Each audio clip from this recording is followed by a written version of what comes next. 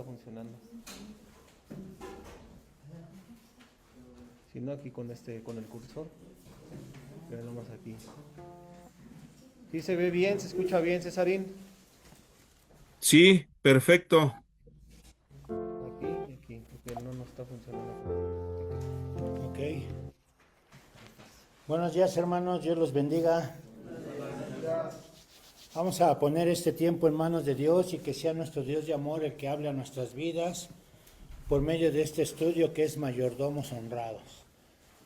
Vamos a orar. Padre bendito, gracias te damos en esta mañana, primeramente por la bendición que tú nos das de poder estar aquí una vez más en tu bendito nombre, mi Señor, clamándote y pidiéndote, Padre Celestial, que seas tú el que hables por medio de mi boca, Padre bendito.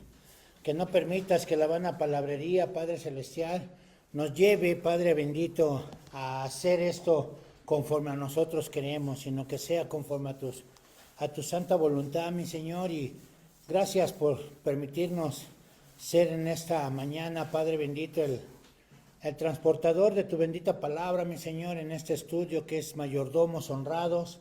Te pedimos que seas tú, Padre amoroso, abriendo nuestros ojos espirituales para poder entender tu bendita palabra y poder llevarlo a cabo a nuestras propias vidas. Te lo pedimos en el nombre de tu Hijo amado, nuestro Señor y Salvador Jesucristo. Amén. Entonces vamos a ver la clase de que es Mayordomos Honrados. ¿Cuál es la cualidad más importante de un mayordomo? La cualidad más importante de un mayordomo, podemos ponerle en nuestras manos nuestros bienes, podemos manifestarle que tome el control de todo. Y la cualidad más importante de un mayordomo es la honradez. Porque una persona que no es honrada, desafortunadamente, no te ayuda, no te sirve. Entonces, tenemos que tener mucho cuidado con esta situación de tener a una persona que administre nuestros bienes. Lo más importante y la cualidad más importante de él es que sea honrado. ¿Y quién no quiere un empleado o una persona que administre tus bienes siendo honrado? La mayoría queremos siempre a una persona que sea honrada. Y esta debe de ser la cualidad más importante de un mayordomo.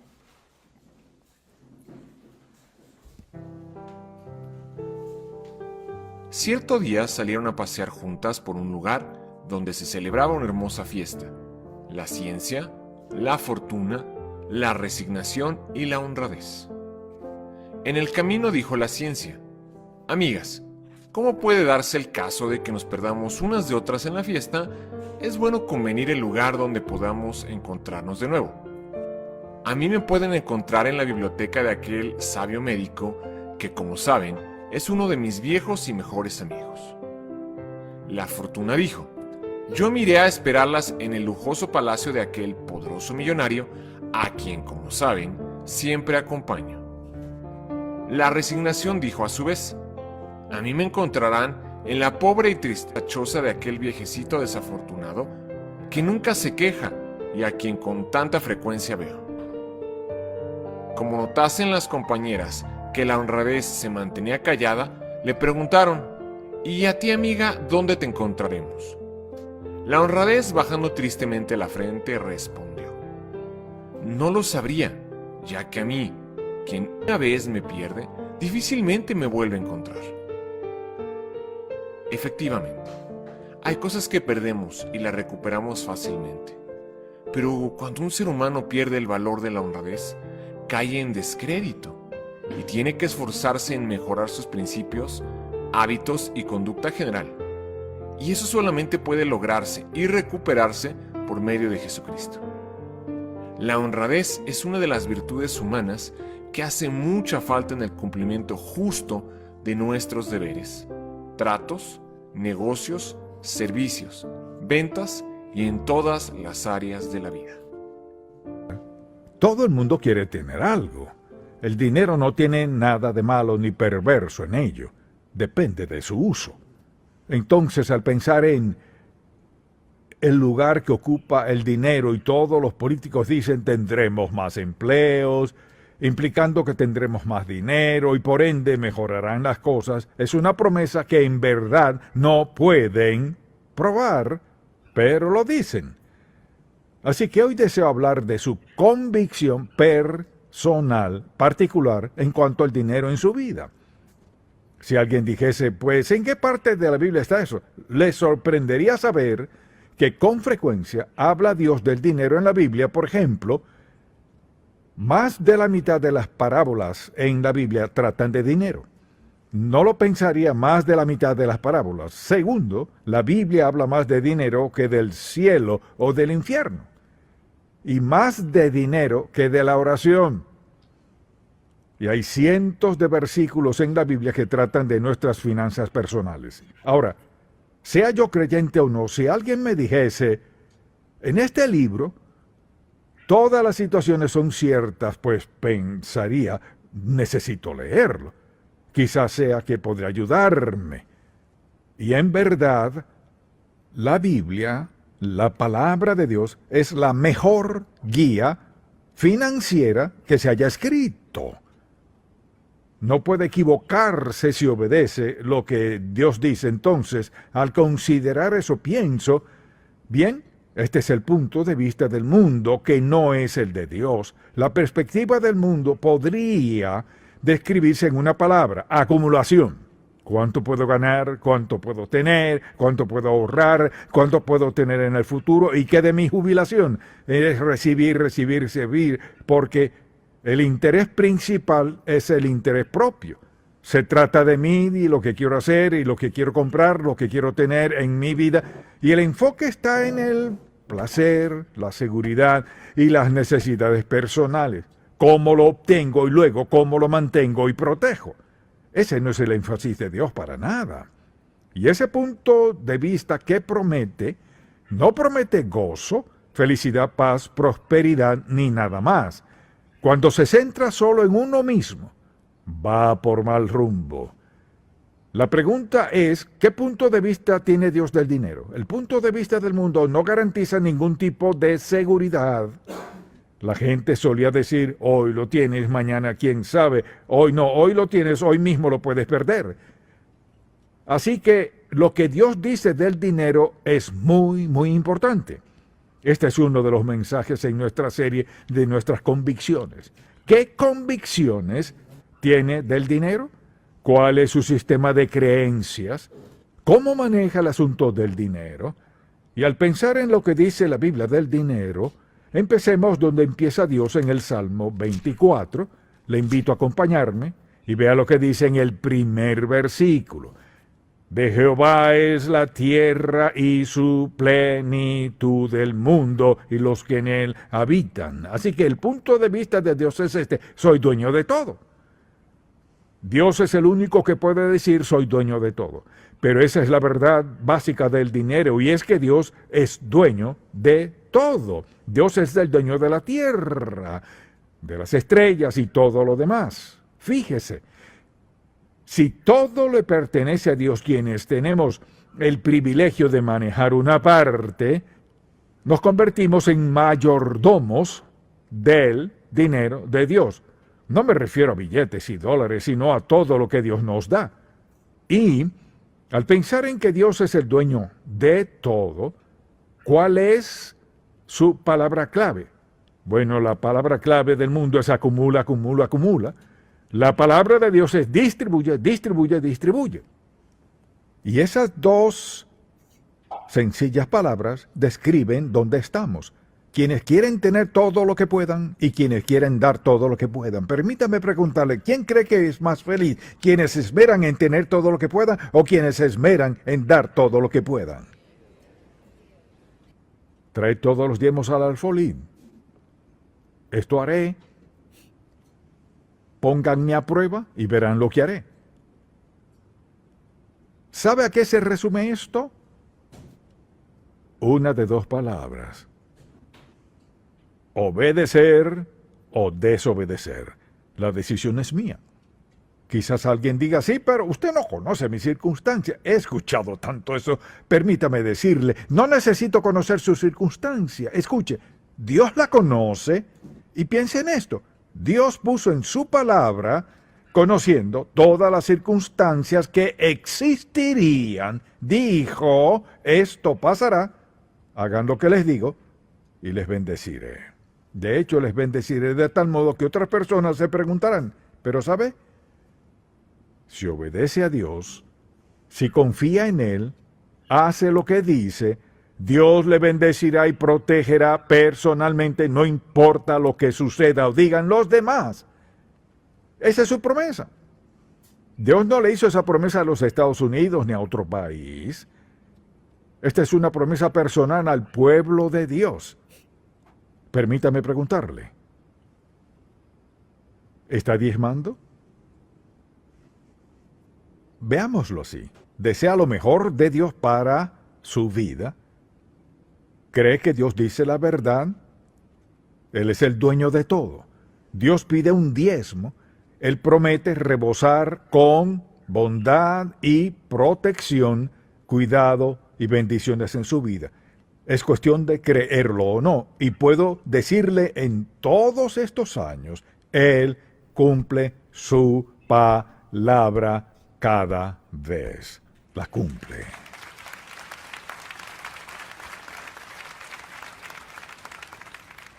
Entonces, sabía que usted tendría su propia forma de manejar sus finanzas, pero sabía que no estaría feliz. Pienso en cuántas personas se divorcian por dinero. Y quienes pierden su empleo por dinero. Y se pierden relaciones por dinero. Y no pagan sus deudas, o sea, cuando obedecemos a Dios tendremos suficiente. Quizás más que suficiente.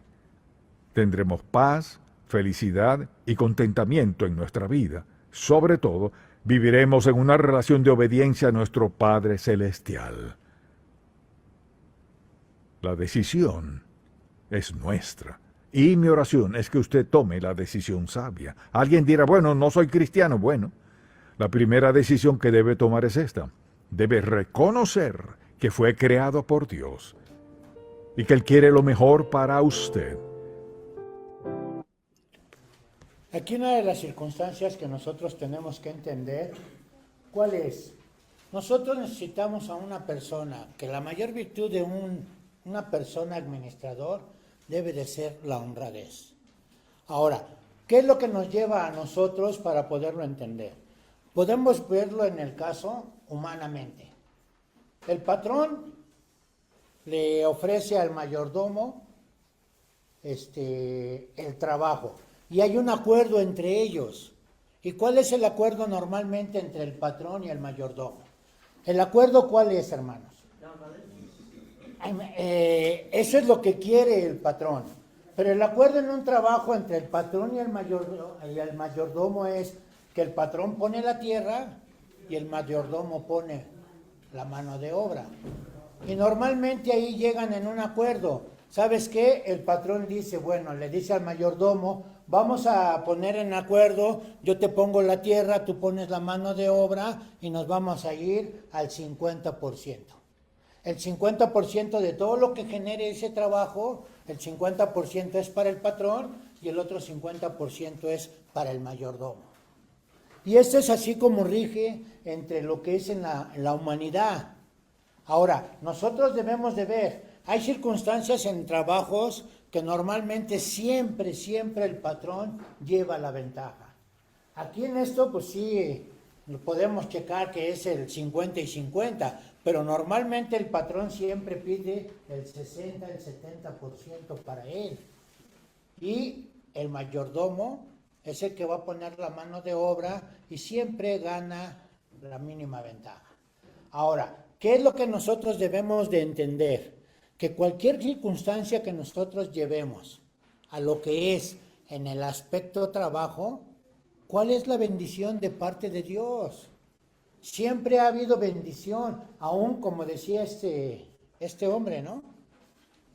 Aún no siendo cristiano, Dios ha bendecido tu vida y la va a seguir bendiciendo. ¿Por qué? Porque en el trabajo, dice por ahí, ¿no? Que el obrero es digno de su salario.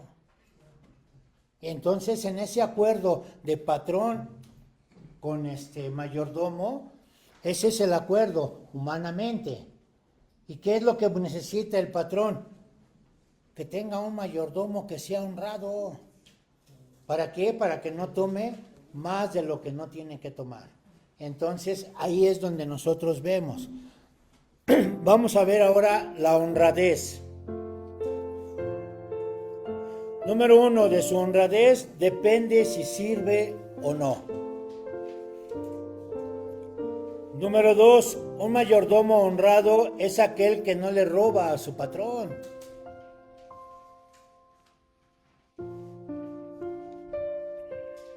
Número 3, es aquel que se queda solo con el salario asignado. Trato entre patrón y mayordomos. Esto es lo que yo les comentaba. El trato entre el patrón y los mayordomos. Es que el patrón pone la tierra, pone todo, y el mayordomo nada más lo que va a poner es la mano de obra. Y eso es lo que nosotros debemos de comprenderlo. Para poder llevar a cabo lo que es un trato entre el patrón y el mayordomo. 1, el trato entre los hombres. El patrón pone el campo, el mayordomo pone de obra y de obreros. La ganancia se reparte de acuerdo al trato hecho.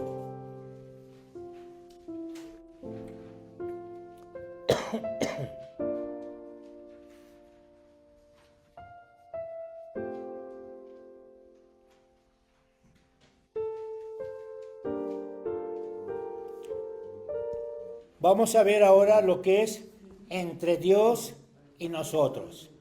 Recordemos que para nosotros Dios es decía este hombre ahorita, ¿no? En el Salmo 24, en el cual toda la tierra y la plenitud es de Dios. Entonces, el único que sí podría decir que es dueño de todo sería Dios. Ahora, vamos a ver el trato que hay entre Dios y nosotros, que es muy diferente al trato entre el patrón y el obrero, Dios pone la tierra, la semilla, el sol, la lluvia, el petróleo, el hierro, el oxígeno, la vida, y a nosotros. Lo único que nosotros ponemos es la mano de obra.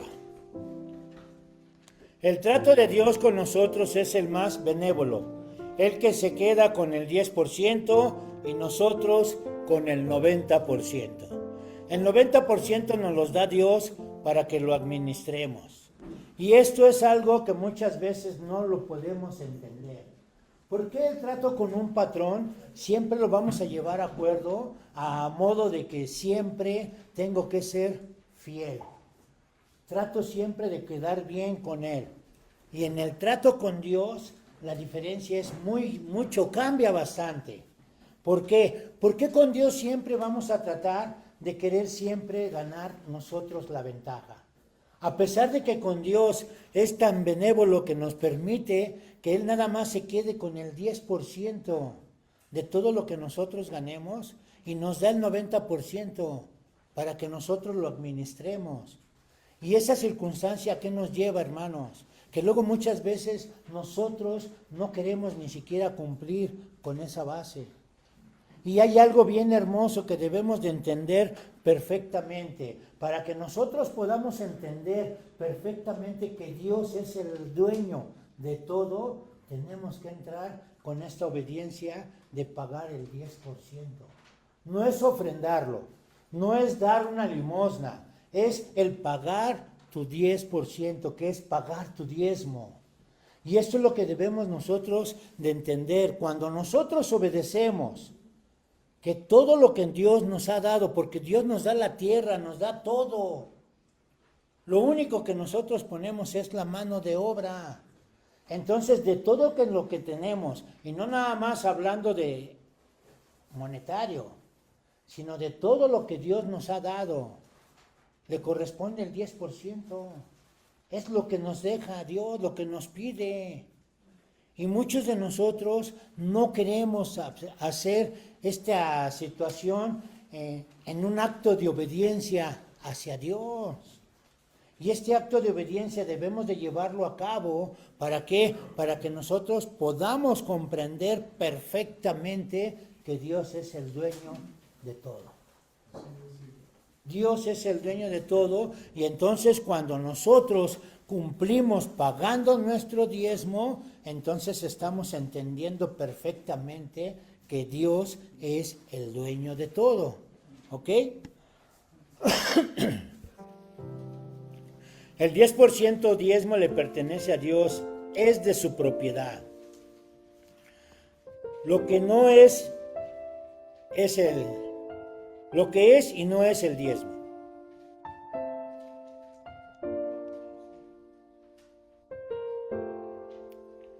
Número 1, es el 10% de todo lo que recibo.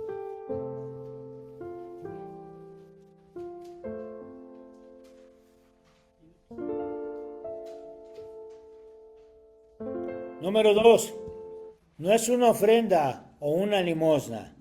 Ahora, quiero aclararles, el 10% de todo lo que recibo, por ejemplo, yo que me dedico al comercio, no es el 10% de todo lo que yo vendo. O sea, todo lo que nosotros recibimos, el empleado recibe un sueldo, es un salario. Ese es el 100% de ganancia. Ahí es donde debemos de apartar el 10% que es para Dios. Yo que me dedico al comercio, muchas veces pienso, bueno, ya vendí 1,000 pesos, pero no me gano los 1,000 pesos. Entonces, debemos de entender que es de lo que yo me gano. De todo lo que yo gano, eso es lo que yo tengo que darle el 10% a Dios. No es una ofrenda, no es una limosna, hermanos.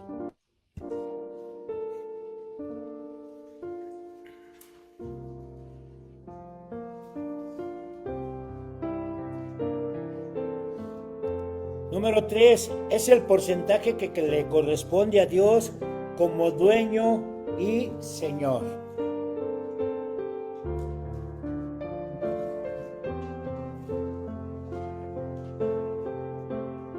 Número 4, no es algo que podamos decidir pagar o no. Y aquí es algo que nosotros debemos de darlo. Por ejemplo, nosotros tenemos una propiedad, tenemos un vehículo. Y prácticamente nosotros somos los dueños de esa propiedad o de ese vehículo, ¿no? Pero legalmente el gobierno es el que administra todo. ¿Cuánto pagas en predial por la propiedad que tú tienes? El vehículo que tú tienes, pagas un impuesto. Entonces prácticamente el gobierno es el que controla todo esto. Entonces nosotros tenemos que pagar nuestro diezmo ante Dios. No es algo que podamos decidir pagar o no. Es como, por ejemplo, llego en la vivienda donde yo vivo, llega el recibo de la luz. Yo no puedo decir si quiero lo pago, si no, no. Es una obligación pagarlo. Es como, por ejemplo, vas a la tienda, solicitas cualquier artículo y le vas a decir al de la tienda, ¿sabe qué? Déjame ver si decido pagar o no. Te va a quitar las cosas y te va a correr de ahí. ¿Por qué? Porque está estipulado por el dueño del negocio que todo el producto que tú quieras adquirir lo tienes que pagar. Y en el cambio, en la situación del diezmo con nuestro Dios de amor, es algo que no podemos decidir pagar o no. Tenemos que pagarlo.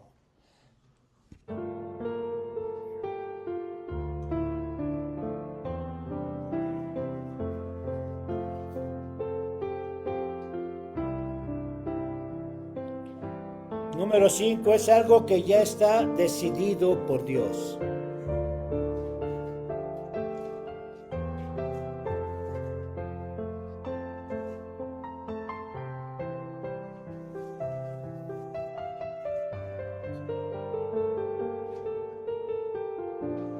Número 6, lo estableció Dios desde el principio.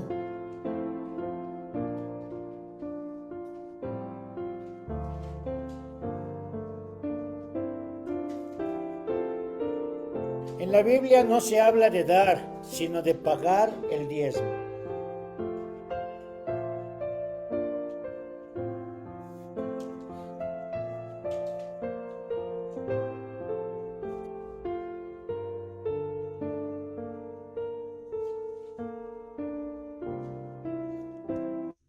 ¿Cómo le demuestro a Dios que Él es el dueño? Exactamente. Ahí es como nosotros le demostramos a Dios. Si yo diezmo, entonces le demostramos a Dios que en realidad estoy aceptando que Él es el dueño de todo. Ahora, ¿qué es lo que tengo que hacer? Dice que no nada más es del dinero, sino de todos los bienes que tú tengas. En el Antiguo Testamento nos habla que tenían que diezmar del ganado, de la semilla, de todo lo que sembrara. Y era tener que darle a Dios de todo. Y esta es una de las situaciones que nosotros debemos de entender perfectamente, que para poderle demostrar a Dios que Él es el dueño, en primer lugar, tengo que obedecer. Tengo que obedecer pagando mi diezmo. ¿Por qué? Porque está estipulado por Dios. Desde el principio, desde que estaba Adán en el huerto del Edén, desde ahí está estipulado el diezmo. La única manera de demostrarle a Dios que Él es el dueño no es cantándole, sino diezmando.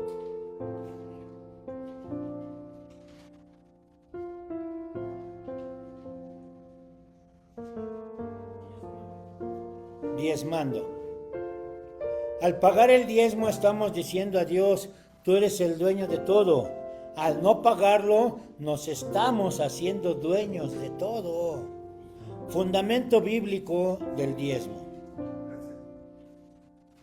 Número 1. La primera vez que aparece en la Biblia,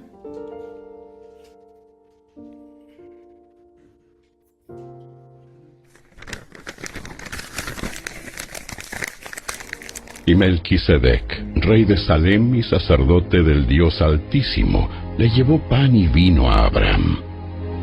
Melquisedec bendijo a Abraham con la siguiente bendición: Bendito sea Abraham por Dios Altísimo, Creador de los cielos y la tierra. Y bendito sea Dios Altísimo, que derrotó a tus enemigos por ti. Luego Abraham dio a Melquisedec una 10ª de todos los bienes que había recuperado.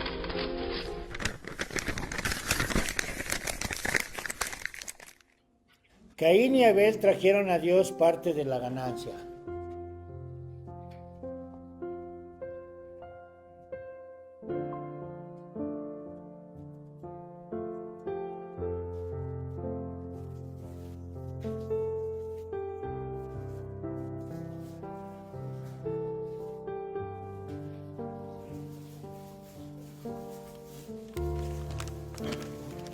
¿Quién les enseñó a Adán?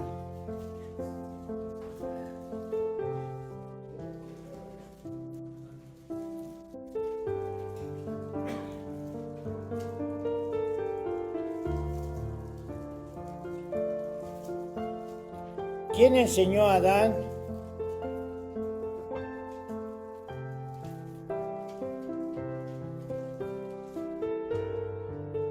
Tuvo que haber sido Dios. Número 4. No pagar el diezmo equivale a robar a Dios.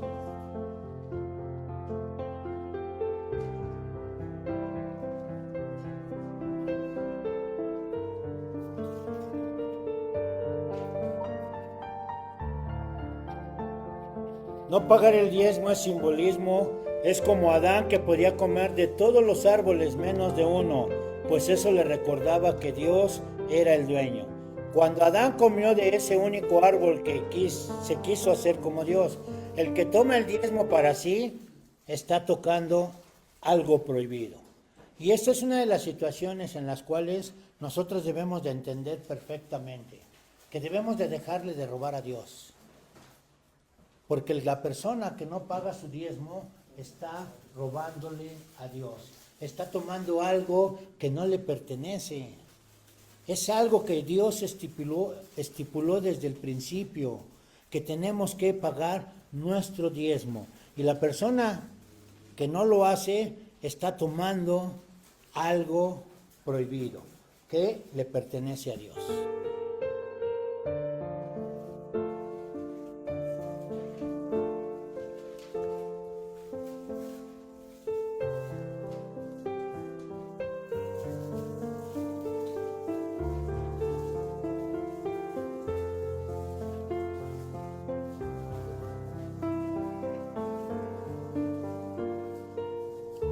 Número 5. Jacob y Esaú, nietos de Abraham.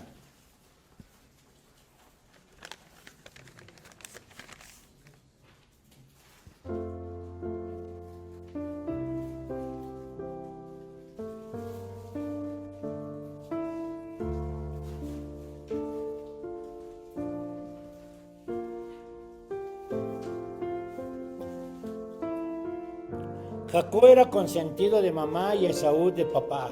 Jacob y Esaú se pelearon. Jacob huye por temor a morir. En su huida hace una promesa: siempre dar a Dios la 10ª parte de todo lo que Dios le dé.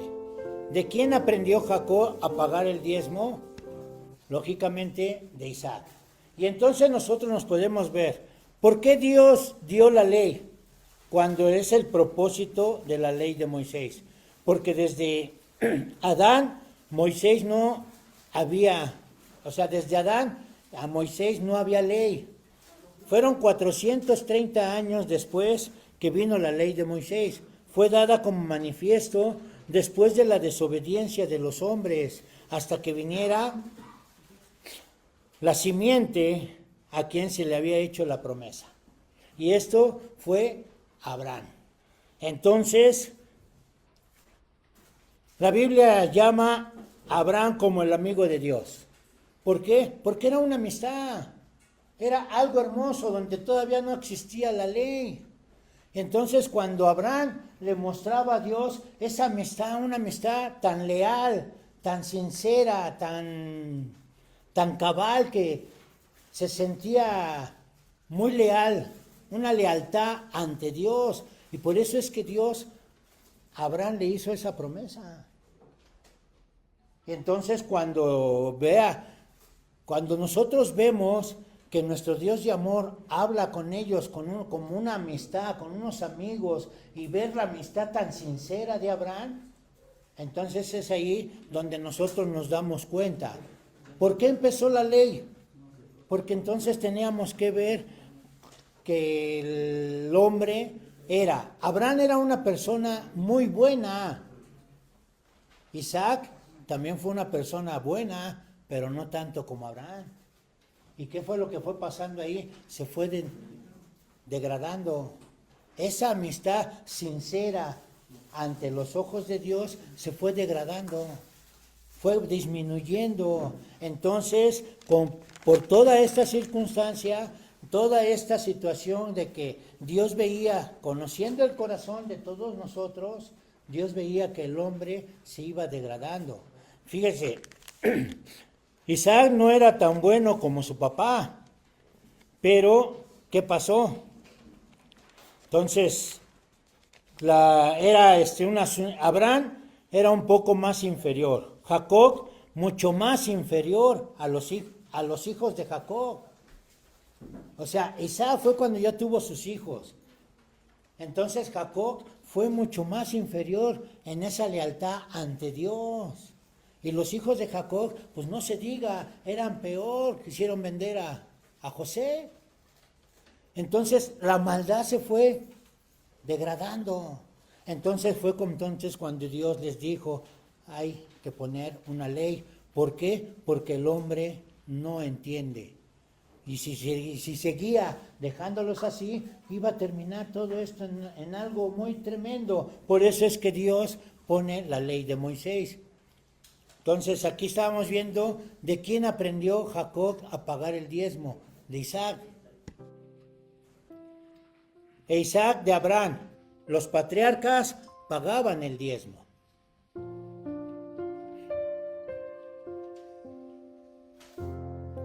Dios enseñó pues desde el jardín del Edén que el hombre es mayordomo y demuestra que Dios es el dueño pagando el diezmo. La época de la ley.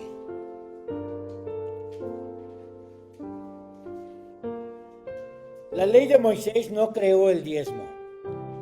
Y es ahí donde muchos cristianos dicen, es que yo no voy a pagar el diezmo porque es de la ley. Y no, la ley de Moisés no creó el diezmo ya estaba estipulado desde mucho antes.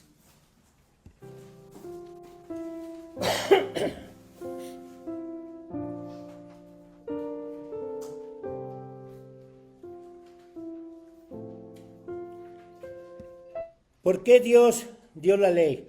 Era lo que yo les estaba comentando. ¿Por qué tuvo que Dios darle la ley a Moisés? ¿Por qué? Porque el ser humano se fue degradando. Ya no había esa amistad como cuando era Dios revelándose a Abraham. Abraham mostrando una fidelidad, una amistad leal ante Dios, que lo que le dijera a Dios, eso es lo que él hacía.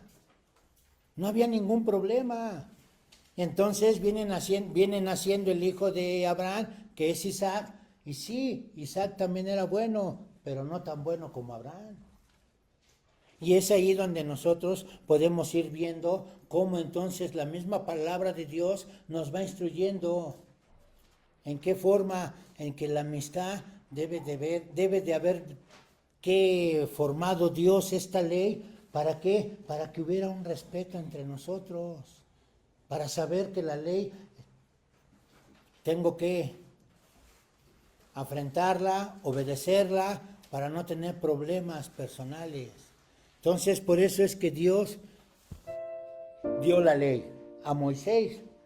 Y ya vemos que también se va degradando en el ser humano la amistad ante Dios.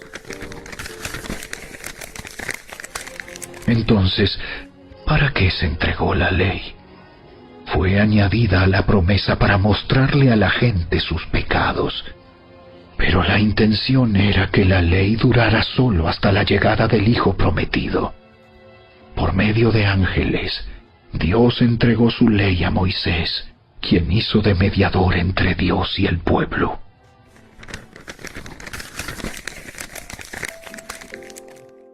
Con Abraham, Dios se relacionaba por medio de la amistad. La amistad se fue de un deterioro. Abraham muy bueno, Isaac regular, Jacob malo, sus hijos muy malos.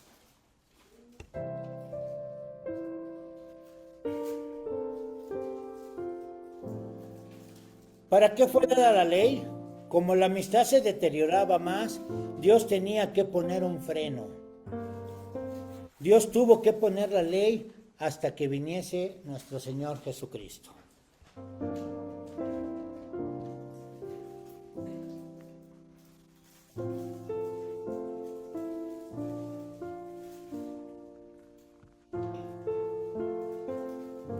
Número 3, los patriarcas pagaban el diezmo porque eran honrados.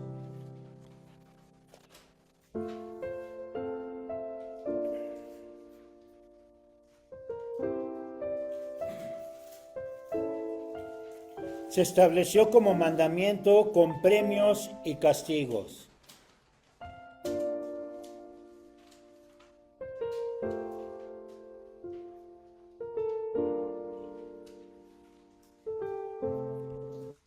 ¿Qué sería lo ideal respecto al pago del diezmo? Normalmente nosotros como papás queremos manifestar a nuestros hijos que si se portan bien les podemos entregar un premio, que si se portan mal no hay tal premio. Y normalmente eso es lo que nos funciona. Normalmente nuestro Dios de amor tuvo que hacerlo con la humanidad. ¿Por qué? Porque si no, entonces no iba a haber la manera de cómo frenar tanta maldad. Tanta maldad que hay. ¿Por qué? Porque de nosotros sale mucha maldad. Y eso es lo que dice la bendita palabra de Dios, que el ser humano tiende más a hacer lo malo que lo bueno. Gloria a Dios porque ya nos ha alcanzado. Entonces vemos que, ¿qué sería lo ideal respecto al pago del diezmo? Lo ideal sería que pagáramos por honradez, por amor y respeto a Dios. Pero Dios tuvo que recurrir a premios y castigos porque no había honradez. En el pueblo de Dios, ¿cuántas veces no se tuvo que hacer muchas cosas? Ese trayecto de sacarlos de Egipto para llevarlos a la tierra prometida, Dios lo tuvo que volver un trayecto de, ¿qué te gusta? ¿40 días? 40 años. ¿Lo tuvo que volver en 40 años? ¿Por qué? Porque no había honradez en el ser humano. Y eso es lo que Dios nos pide el día de ahora. Ahora, ¿Por qué? Pero Dios tuvo que recurrir a premios y castigos. ¿Y sabes por qué, hermano? Porque no había la honradez, no había la obediencia, no había ese respeto, no había esa amistad. Y nos cuesta mucho trabajo. Fíjate que desafortunadamente yo en lo personal, mis mejores amigos fueron del mundo. Y el día de ahora me ven y parece que ven a un bicho raro. Ya no me buscan. Al contrario, me dan la vuelta. Gloria a Dios. ¿Por qué? Porque el día de ahora yo he aprendido a honrar a Dios. ¿De qué manera? En primer lugar, obedeciéndole. ¿Cómo lo obedezco? Con esta honradez que Dios me pide que haya en mi vida. Y en esta honradez de pagar el diezmo hay algo bien hermoso. En el libro de Malaquías nos dice que lo probemos en esto. Y esta circunstancia, ¿qué nos lleva, mis hermanos? Que todavía hasta por conveniencia a nosotros nos conviene honrar a Dios por medio de nuestra honradez hacia Él. Y esta honradez solamente se lleva en la obediencia que debe de haber de parte de nosotros hacia Dios. Y no nada más la obediencia en el dinero, hermano. La obediencia debe de ser en el estilo de vida que nuestro Señor Jesucristo nos ha dejado, estipulado, y nos puso el ejemplo. Vivir una vida santa, amando a tu prójimo como te amas tú, haciendo el bien sin mirar a quién, y derramar el amor que Él ya ha derramado en nuestros corazones, cosa que nos cuesta mucho trabajo. Sí, porque es bien fácil diezmar, pero ¿y dónde está tu honradez? ¿Dónde está la obediencia de la cual Dios pide para que tú seas bendecido en todos los aspectos? Decía este hombre, ¿no? La bendición tan grande y tan hermosa que Dios te va a dar por esa obediencia. Aún a las personas no les guste. Dios te va a bendecir y te va a prosperar en todo. Pero ¿qué es lo que nos pide? Obediencia y sobre todo la honradez. Pagar el diezmo dejó de ser señal de honradez y se hizo obligatorio. Un judío daba 1/3 de sus ganancias.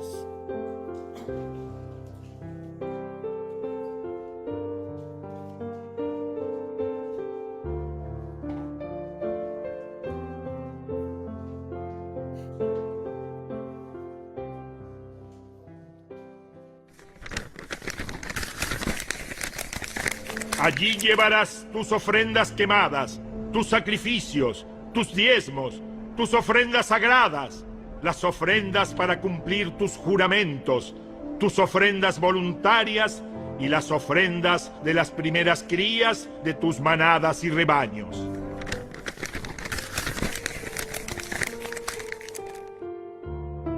La época de la gracia.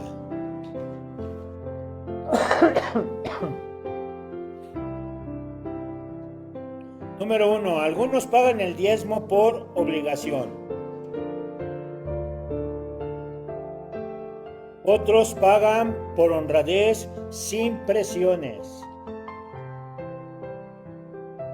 Número 3. Bajo la gracia ya no es por obligación, sino por honradez. Y muchas de las veces, ¿qué es lo que pasa ahora en las iglesias, hermanos? ¿Qué es lo que dice el pastor?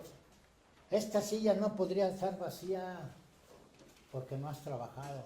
Y se ve bien bíblico, pero la intención de ellos, ¿cuál es? Que tú tienes que llegar a la iglesia y pagar tu diezmo por obligación. Y ya no, mis hermanos, bajo la gracia ya no es por obligación, sino por honradez, por amor a Dios, que es al único que debemos de darle la gloria y la honra por lo que Él ha hecho en nuestras vidas, hermanos. Él es el único que merece todo. Número 4. Cristo nos redimió de la maldición de la ley.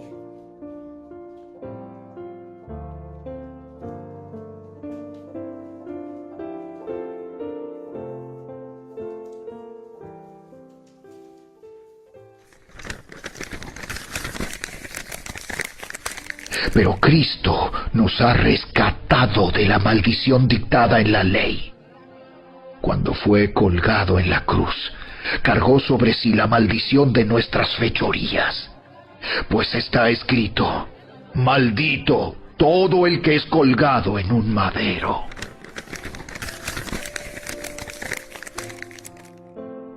Dios no nos castiga si no diezmamos.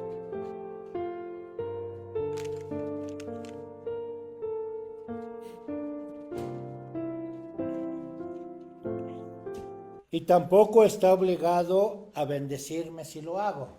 Y esta situación debemos de entenderla perfectamente, mis hermanos. Nosotros que ya hemos alcanzado esta madurez espiritual, en el cual por honradez, por obediencia, por amor y por respeto a Dios, nosotros diezmamos. Y lo tenemos que seguir haciendo. ¿Por qué? Porque tenemos que pagar el diezmo. Y esta es una de las situaciones que luego muchas veces piensa, es que si no diezmas, Dios te va a maldecir. No, hermanos. No está, Dios no maldice si tú no pagas tu diezmo. Lo que sí tenemos nosotros, como siervos de Dios, es inculcarle a ustedes que no deben de robar a Dios. Tenemos que explicarles bien claramente lo que es el diezmo. ¿Para qué? Para que ustedes tengan esa madurez y entonces, por esa honradez ante nuestro Dios de amor, ustedes se vean en la convicción de hacerlo, pero por amor, por obediencia, no para enriquecer a la persona que me está hablando o que me está diciendo que debo de llevar mi diezmo. El diezmo debe de ser directamente a Dios. No tenemos que poner nosotros los ojos en el pastor o en el hermano que nos está compartiendo respecto a lo de los diezmos. Porque hablar de los diezmos es algo muy delicado. ¿Por qué? Porque habla de dinero.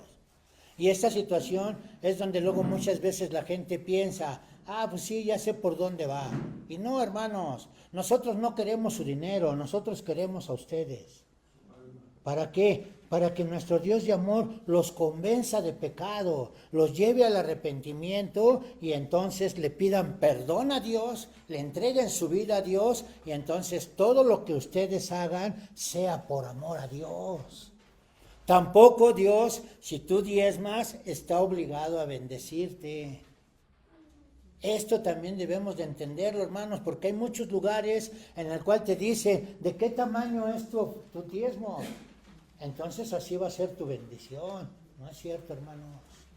Esto no es. Dios no está obligado a bendecirte. Ahora, ¿por qué nos bendice Dios? Porque somos sus hijos. Porque lo amamos, lo respetamos, lo obedecemos y tratamos de ser lo más honrados que se pueda. Por eso es que nos bendice Dios, no por lo que le des. Simple y sencillamente ni siquiera le damos, porque nosotros le damos un poco de lo mucho que Él ya nos dio.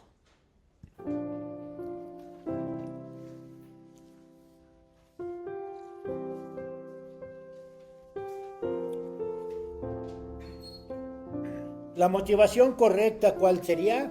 La honradez.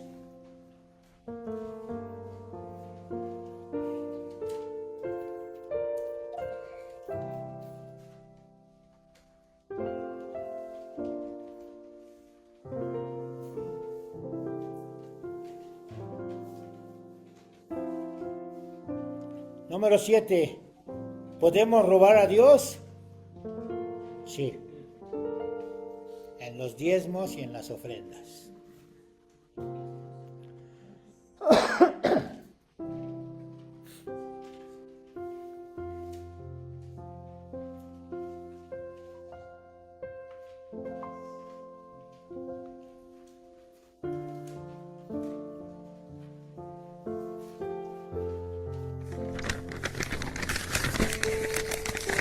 ¿Debería el pueblo estafar a Dios?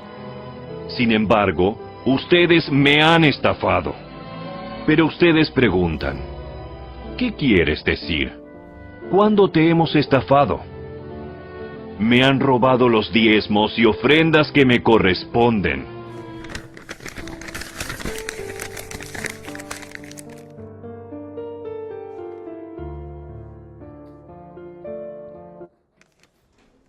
Entonces aquí lo más que nos pide nuestro Dios de amor es la honradez.